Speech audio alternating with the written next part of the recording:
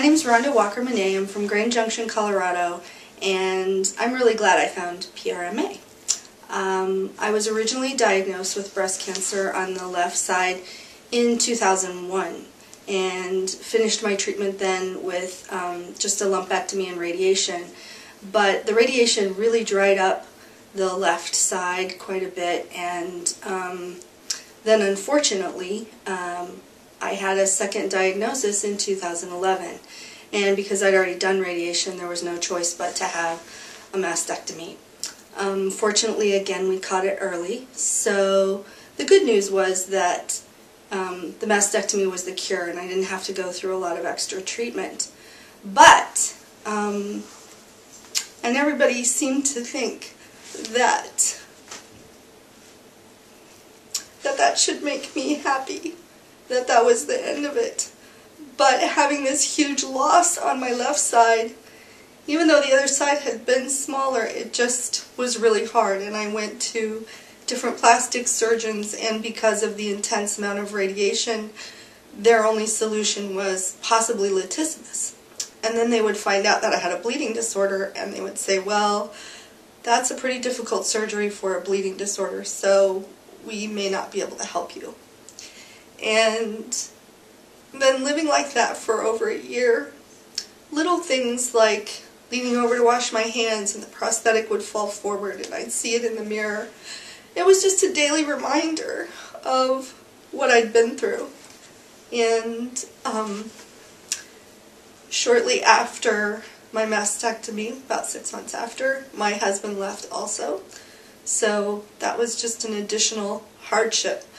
And I just felt like I needed restoration. And fortunately, I met a woman in Grand Junction who had had the surgery before, and she was just so open with me and so wonderful, and she said, well, gosh, it worked for me, and you should at least try to give him a call. And so even though with the radiation and the bleeding disorder, I called down and I just found such support. First of all, they said, well, let's find out, let's do bleeding tests. And so they sent a set of blood tests, preoperative tests, and came to the conclusion that they felt like they could do this surgery safely.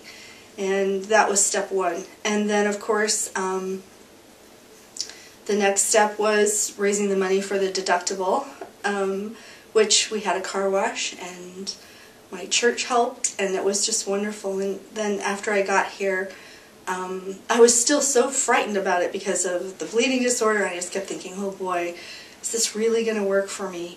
And they were so patient. They never once said, well, you've made a decision, we have the OR ready. It's nothing like that. It was let us help you make the best decision for you. And, certainly no pressure. And then when I came out, it was just like immediate restoration. I looked down and I had this restored space, a place where there had been a huge hole, and it felt like me. It's me, It's something that I don't have to worry about going back in and getting fixed. I don't have to worry about more surgeries with a bleeding disorder if an implant were to fail, which wasn't really an option anyway. But I'm just grateful. I'm just so grateful for the folks here. I'm grateful for their assistance in, hooking me up with if I needed flight plans or places to stay or all those sorts of things. The PRMA team works as a team to help you achieve your goal and take your life back. So, as I said before, my children and my family were helpful in setting up a car wash in my church. And then Leah, this is my daughter Leah, and she offered to come and be not only a caregiver but to help with some of the financial support. And I really, really appreciate that she was part of this journey for me and helped me come and receive restoration. I remember being really nervous about Mom going into surgery just because she was so nervous about what it was going to look like and if it was going to actually look like a breast, and just having her come out of surgery and being so happy with it was like, oh, it brought tears to my eyes, because she really got her life back, and that's exactly what I hope for. I was like, I just want her to be able to move and do things as if it never happened, and not have, you know, cancer, to really be not just a survivor, but to have a life after.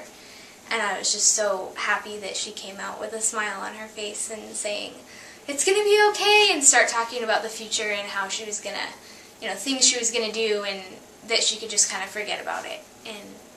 And that was really worth everything for me.